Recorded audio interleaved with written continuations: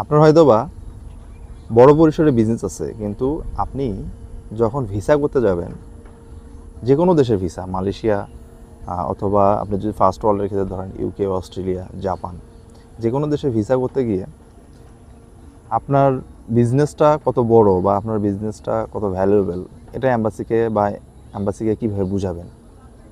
অ্যাম্বাসিকে বোঝানোর একমাত্র ওয়ে হচ্ছে ট্যাক্স রিটার্ন। আমরা অনেকে ভুল করি, আমাদের বিজনেস আছে কিন্তু আমরা ট্যাক্স রিটার্ন দিতে চাই না বা সরকারের প্রতি লয়াল না আমরা। কিন্তু এই ট্যাক্স রিটার্নটা ভিসার ক্ষেত্রে খুবই গুরুত্বপূর্ণ।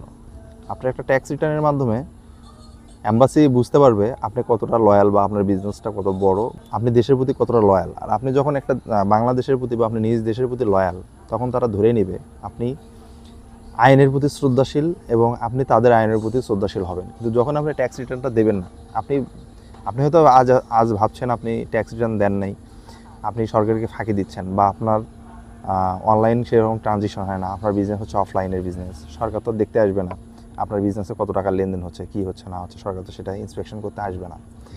কিন্তু দিন শেষে আপনি আসলে সরকারকে ফাঁকি দিচ্ছেন, এবং যখন আপনি বিদেশ ভ্রমণ করতে যাবেন তখন আসলে ওই দেশের অ্যাম্বাসিকে বুঝাবেন যে আপনি দেশের প্রতি লয়াল না। যেমন আপনি যদি জাপানের ভিসা করতে যান, আপনার লাস্ট 3 বছরের বাধ্যতামূলক ট্যাক্স রিটার্ন লাগবেই।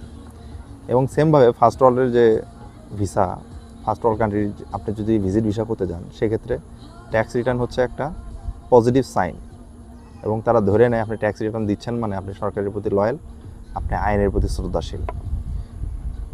তাই আপনার যদি ইচ্ছা থাকে আপনি দেশ বিদেশ ভ্রমণ করবেন বা আপনার পুরো ওয়ার্ল্ডটা এক্সপ্লোর করবেন, খুব ইজিলি আপনি ভিসা পাওয়ার ক্ষেত্রে একটু এক ধাপ এগিয়ে থাকবেন, সেক্ষেত্রে নিয়মিত আপনি ট্যাক্স রিটার্ন ফাইল করুন।